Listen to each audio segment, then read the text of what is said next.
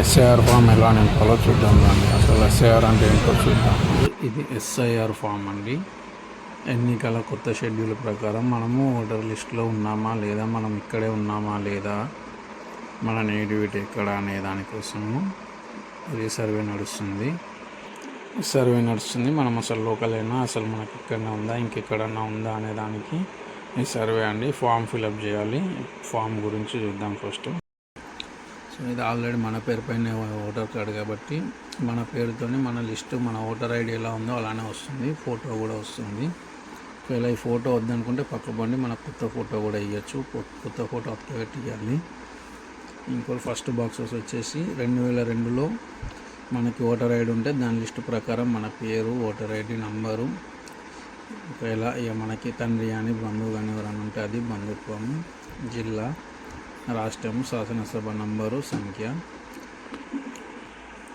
రాయాలి. ఇది 2002లో ఉంటే ఈ ఫామ్ ఫిలప్ చేయాలి. ఈ బాక్స్ అవసరం లేదు.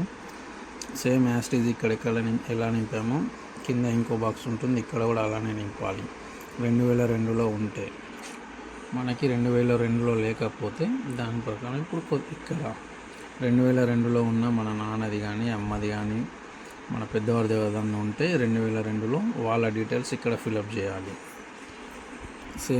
సేమ్ ఓటర్ కార్డులో ఎలా ఉందో అలానే ఫిలప్ చేసి ఇక్కడ ఫిలప్ చేయాలి.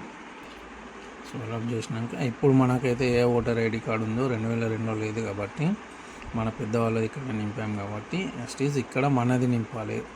మన ఓటర్ ఐడి ఏముందో ఇక్కడ ఉంది కదా సేమ్ అలానే ఇక్కడ సేమ్ అలానే రాయాలి. మన మొబైల్ నెంబర్ కానీ, ఆధార్ కార్డ్ నంబరు, పాత మన తల్లి కానీ తండ్రి కానీ ఓటర్ ఐడి ఉంటే వాళ్ళ నంబరు, వాళ్ళ పేరు రాయాలి, ఫిలప్ చేసేయాలి. దాని తర్వాత కింద పైన పేర్కొన్న ఓటర్గా నేను, నా కుటుంబ సభ్యులు మరే ఇతర దేశ పౌరసత్వాన్ని పొందలేదు.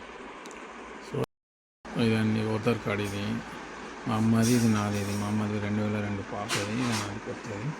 సో ఇక్కడ ఫిలప్ చేశాను. 2002లో నాది లేదు కాబట్టి మా అమ్మది కాబట్టి మా అమ్మ డీటెయిల్స్ ఇక్కడ ఫిలప్ చేశాను. దాని తర్వాత కింద బాక్స్లో నా డీటెయిల్స్ ఫిలప్ చేశాను. చూస్తున్నారా సేమ్ ఇలానే నియోజకవర్గం మీ యొక్క సెర్చ్ చేసుకోండి.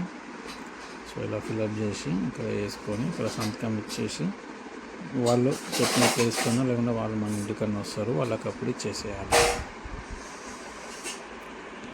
ఇక్కడ ఫారం వెనకాల కూడా చూసుకొని మొత్తం డీటెయిల్గా ఇచ్చారు.